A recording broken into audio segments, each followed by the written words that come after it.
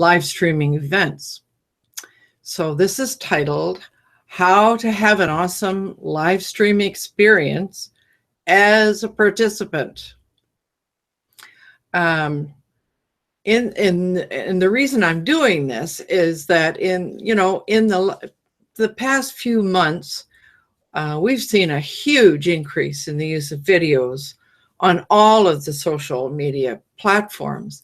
So we really need, we know it's time to get with the program.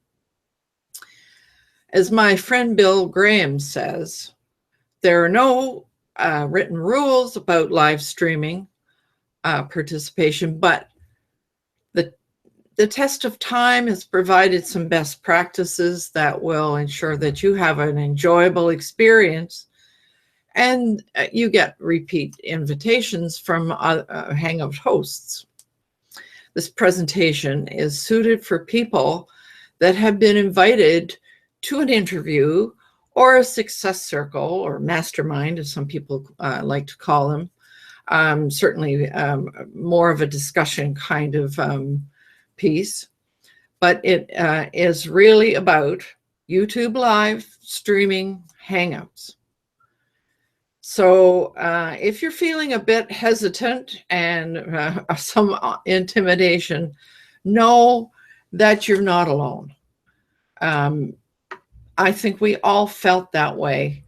So let's just get to it. So now, pardon me while I pause for a second and share my screen, because I have a presentation that we'll use for this.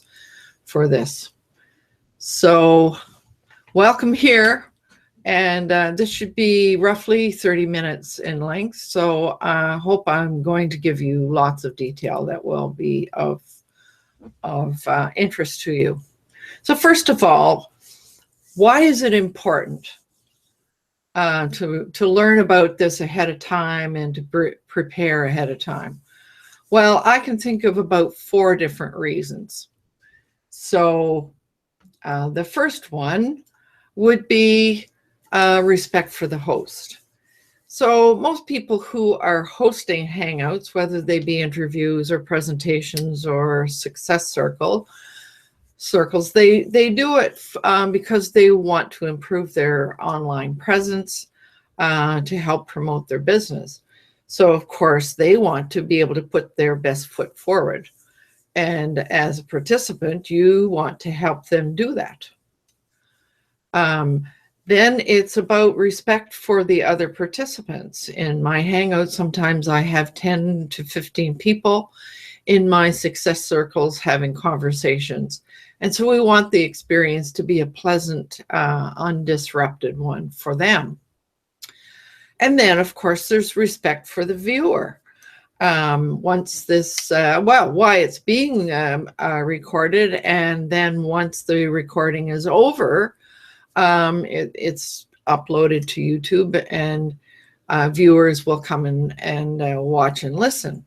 So there is a search engine optimization consideration here.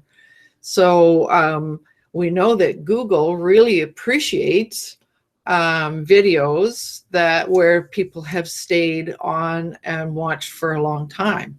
And so if there's disruption or things don't work or there's echoing and so forth, the viewer is not likely to have the patience to stay on, and so they will leave. So the longer people stay and get the information, the more Google juice the host gets for her video.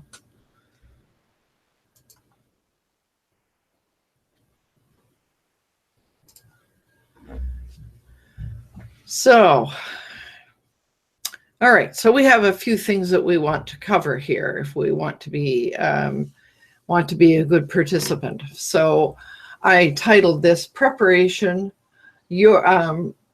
Preparing Your Computer and Preparing You. So we'll divide this into a couple of sections.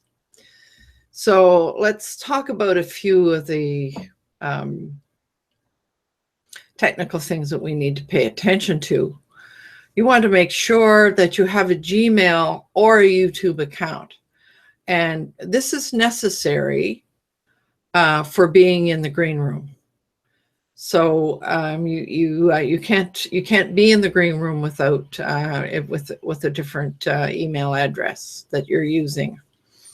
It's also important to have a real face-on picture of yourself associated with that account, so that the host and others can recognize you.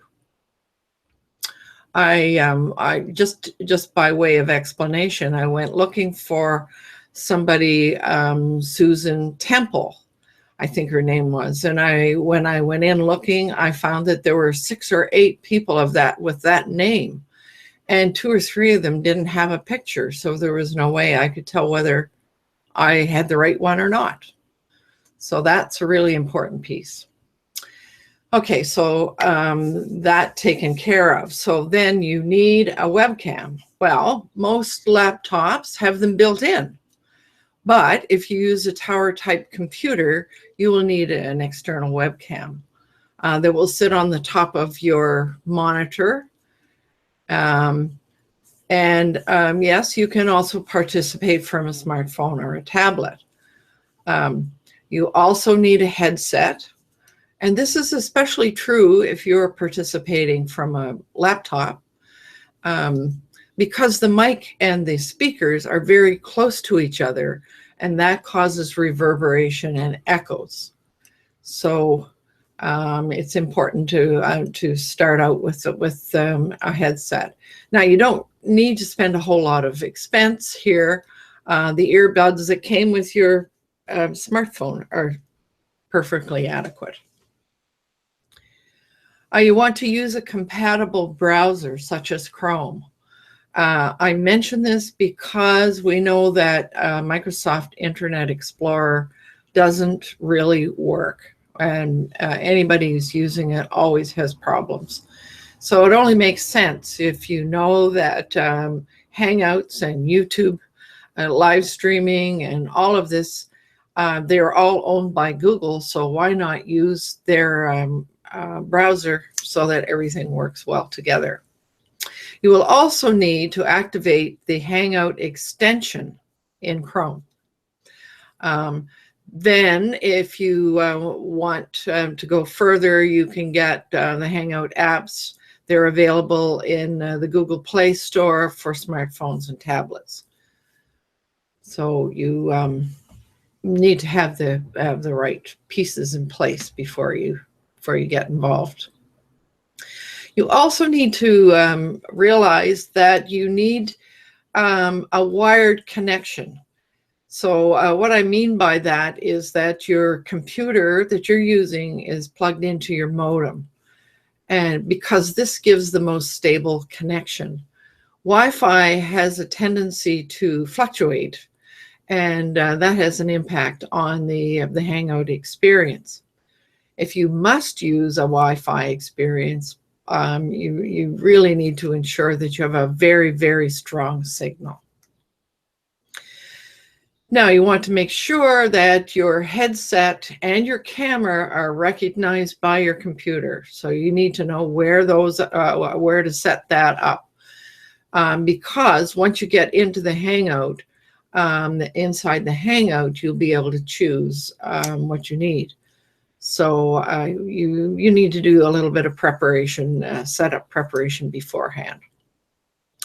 You know, you can practice in a Hangout room beforehand without inviting anybody in. You can be in there all by yourself with your computer. And that way you can go in and look around and see what's there and see if you can find figure out what all the buttons are. Before entering a chat room, sometimes called the green room or the film strip, you want to close all other computer programs and all other browser tabs. This will ensure that lots of memory, you know, that thing called RAM, is available for this experience. You need to know that video experience takes up quite a bit of computer resource. So you want to minimize what else is taking up those resources. Now, you want to be aware that this session may or may not be recorded.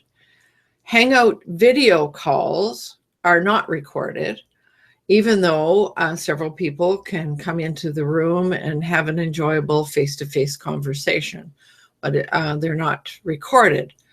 On the other hand, a Hangout on air is recorded and automatically uploaded to YouTube. So you need to understand the difference. Generally, if you're being invited to a group discussion, the host will probably let you know which it is. Now, so let's think about what you need to do to prepare yourself personally. Well, first of all, you need to look your professional best. Ladies, put on your face and do your hair. Gents, comb your hair, trim your beard if you have one, or shave. Select a shirt that is easy on the eyes and on the camera focus. Now, when I say it's easy on the camera focus, the more detail that the camera needs to focus on, the more resource it uses. So sometimes if a plain shirt is better than a print shirt, for example, especially if you're concerned about resource usage. Now, the other preparation that you will want to pay attention to is your introduction. No doubt you'll be asked to introduce yourself once the recording begins, so be prepared with something that tells who you are, where you are, what you do, and sometimes, you know, a little announcement or whatever. Some hosts will invite you to do that. You can use a script if you must in the beginning. Lots of people do. So now that we've taken care of all of the technical things, let's look at the environment. Which of these two pictures will be the easiest for the camera to focus on? The one on the left or the one on the right? So what you're looking at here is what you see if I weren't using the screen behind me. There's a lot there. It's not untidy, but there's just a lot of stuff there that is very distracting for the viewer. So if you're looking at the one on the right, I'm showing what my backdrop looks like. And that is basically a threefold screen, one of those Japanese threefold screens with a drape on it.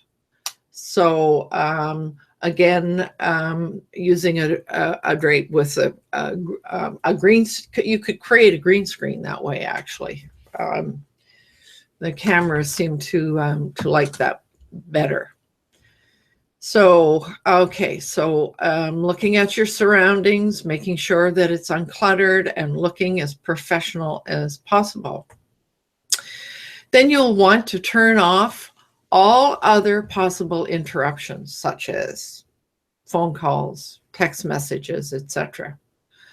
And if you're like me and you have your devices set up with voice responders, you better know that they have become very sensitive lately. I discovered that the hard way. Last week, I was in the middle of a very interesting conversation, and suddenly my tablet woke up across the room and started talking. Miss Google started talking to me. So, and of course I couldn't get up and turn her off. So that was very embarrassing. So you got to make sure everything is turned off, which reminds me that I need to pay attention to that and turn off my sound right now on my phone. Okay, so then the other thing we need to pay attention to is, the family and household noises that could intrude into the session. This includes sounds from outside, the birds, the traffic, leaf blowers, all those kinds of things. And you want to have a look at your light source. You want to ensure that the light source is in front of you and not behind you. And that's because your camera will always go to the light. It will pick up the light source first. And so if the light is behind you, it will pick up the light behind you and leave your face in the dark. So so make sure that you have a lamp or some light source in front of you. And you also want to draw the drapes over windows that are behind or beside you, so that you are careful about the natural light as well. You might want to do some experimenting with the camera to ensure that your face is in the center of the screen. Now, you could go inside of Hangout and look to see how that works all by yourself, or you can use the software that comes with your webcam, just to make sure that your face doesn't interfere with the lower thirds that some people are using to promote their work. So if you're curious to know what a lower third is, I will be pointing that out on a slide lower in this presentation. You'll see what it looks like. So you want to make sure that your face is up in the middle of the screen. And of course, you can always adjust that with your laptop by placing it on some books and so forth.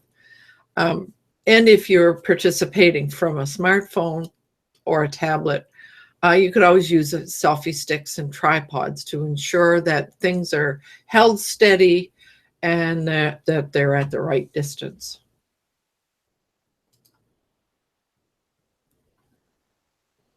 So now I want to take a few minutes to talk about invitations.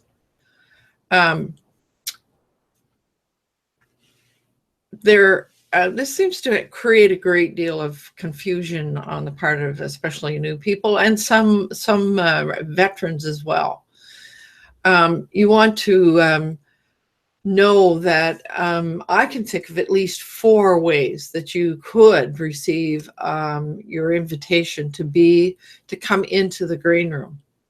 So now you need to know that the host must have the Hangout room open so that she can get the entry link. That's the only way. You have to be inside the room to get the link. So your invitation will most likely be received somewhere between 30 and 60 minutes before the broadcast time. So here are the 4 ways that I can think of with that live link that the host gets on the inside of the Hangout room. So she might send you an email invitation and put that live link right inside the text of the email. In which case you would just, when you receive it, you would just click on that live link and it would open up the Hangout room, and you would go from there. Another way might be that you would get a notification that you were invited to by a calendar entry. And in that calendar entry, there may be a live link. And I mean, the host will try to do all of these things, but some hosts will use only one, depending on the instructions that you get ahead of time, etc. Then the host could just invite you from right inside the Hangout room itself, and in which case you would get a pop-up message. If you have your browser open, which is asking you if you would like to join, and you would have to press a button that says yes, you would like to join. And quite likely, if it's the first time you've ever done it, you'd be given a couple of other questions that you would have to agree to before you can hit the join button.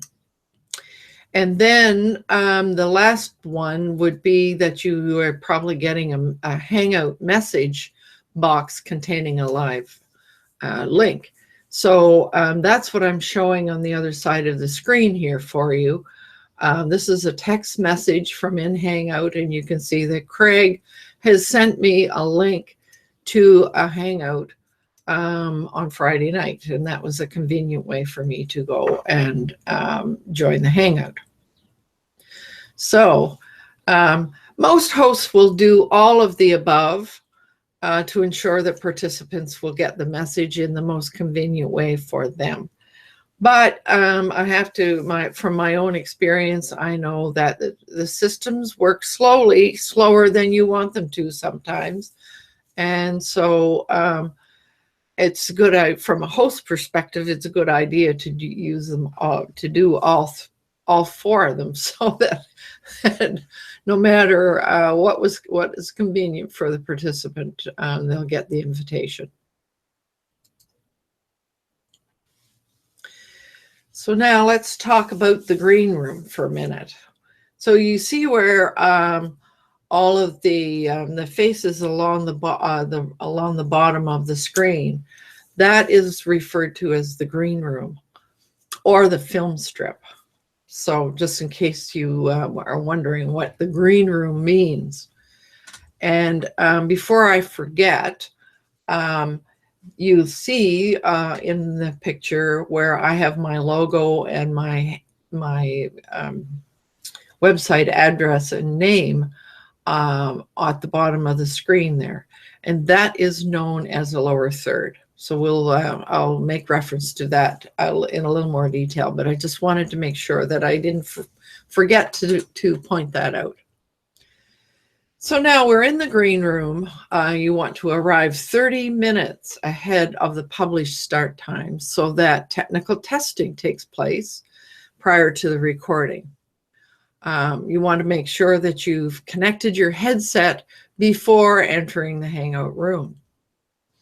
You want to ensure that your sound is muted when you enter the green room so that the system and household noises don't impact other participants. There may be some people in there already having a conversation when you arrive, so you want to arrive quietly. So how do you do that? When you open the Hangout, there will be a button that says join, and you want to mouse over the top of the screen to find the mute button. Mute yourself before you click the join button. That's the trick. Do the mute first before the join. The host will greet you and help you do a sound check if necessary. If others are using lower thirds, you can set yours by using the toolbox. The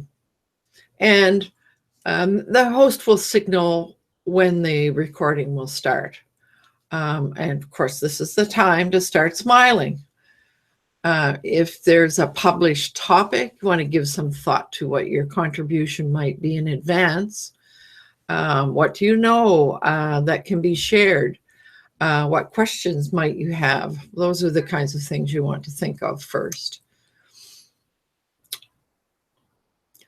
Now, you know that the host will open the session, sometimes with an intro, sometimes with a little music, sometimes just by describing what this is and what the purpose is.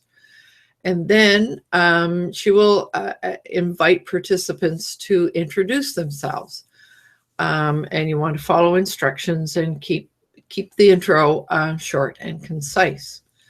The purpose of allowing you to introduce yourself is so that you get a little bit of online profile as well. Remember that it's one voice at a time. This means that you wait until one person has finished what they have to say before you dive in with your piece. If this doesn't work well within the flow of the conversation, give a visual signal to the host, who will invite you to come in and give your contribution when it's appropriate. You want to share links and resources with other participants and viewers. You need to know that the internal group chat inside the Hangout room can only be seen by other participants, while the comment stream in the events can be seen by the viewers. Some people, like me, are hosting their Hangouts on their website, and there's a comment stream there. You'll also find their comment streams in various other on various other platforms as well. Be ready to share a screen if it would help other participants and viewers understand your point. You can do that with inside the Hangout. Smile and participate actively. Can't say that enough. You want to mute your mic and camera if you feel a sneeze coming on or some other unplanned occurrence.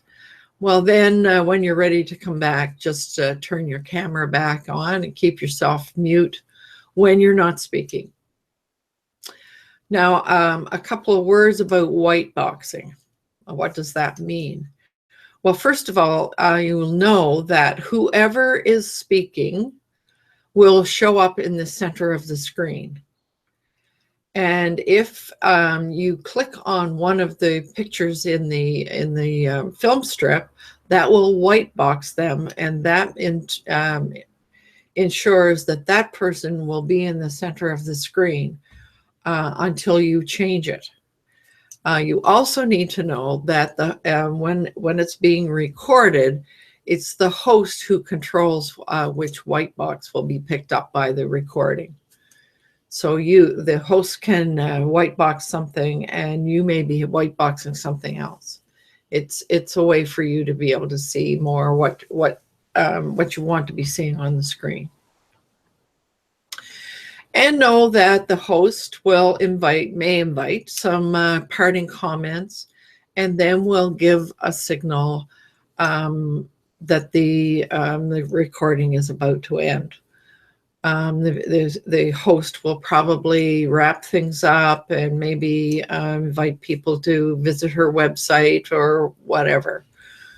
In this case, you would want to remain muted and smiling, and maybe an inobtrusive wave. So now, what about leaving a good impression? Well, there's always a certain etiquette that goes along with everything that we do. So I could think of about 8 points that seem to be important to mention. I'm sure that as time goes on, you'll probably recognize and think of a few more. You want to ensure that you know the topic, what it will be, and gather your thoughts so that you can contribute meaningfully with the viewer in mind, of course. If the Hangout is hosted on your host's website that has a VCP standing for Video Comment Plugin, add items, comments, questions, links, invitations, etc. on there if you can. It's important not to use the internal chat for that purpose. If you must leave the broadcast early, sometimes that happens, business happens, interruptions happen, etc. But if you know ahead of time, please let your host know so that she can manage it gracefully. You might like to review the operating principles so that you remember what we all stand for, whether it's a success circle or a presentation. And sometimes you'll find the operating principles stated in the invitation. In my case, I always have the operating principles posted on the page, the Success Circle video page on my website, so you can always visit them there and see what they're all about.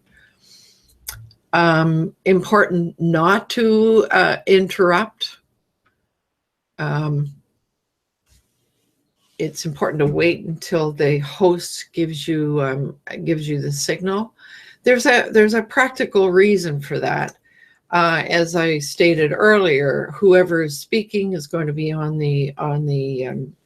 the center of the screen, and if one voice tries to go over the other voice, the sound gets all choppy, as does the video. So there is a really good practical reason, as well as good manners, to not interrupt. You want to stay focused on the discussion. Maintain a good balance between engaging and listening. And do avoid those side conversations that are not related to the discussion. Many people find those very distracting. When the host indicates the stop broadcast is coming, ensure that the viewers can see that you are leaving with a smile. And of course, last but not least, stay in the green room for some conversation after the broadcast is over.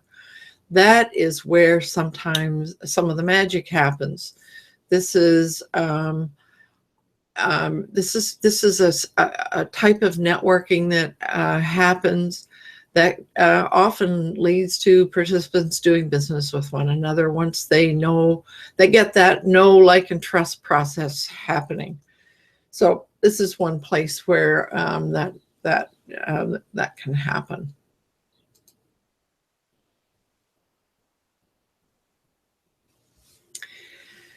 Well, now I'm coming close to the end of this, and I know that quite likely you're feeling a little nervous about being on video. Most people feel that way to begin with. So a good place to begin is to view some videos live and participate by placing your comments and your questions, etc., in the comment stream during the live broadcast. So this is a little more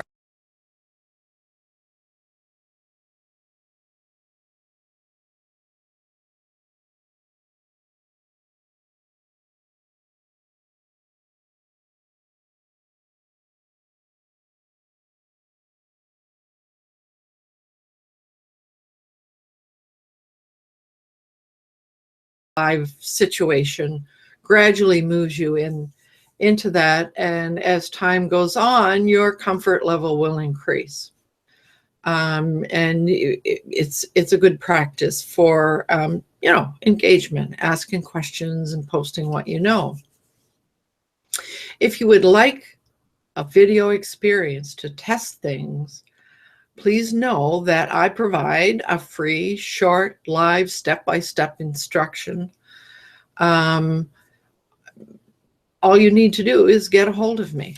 So you can request it by sending a message on the contact page on my website. Just scroll down to the bottom and send me a message in the email form. So it's time to sign off now. This is Loweland saying, I hope you found this really, really helpful. Signing off for now. Bye.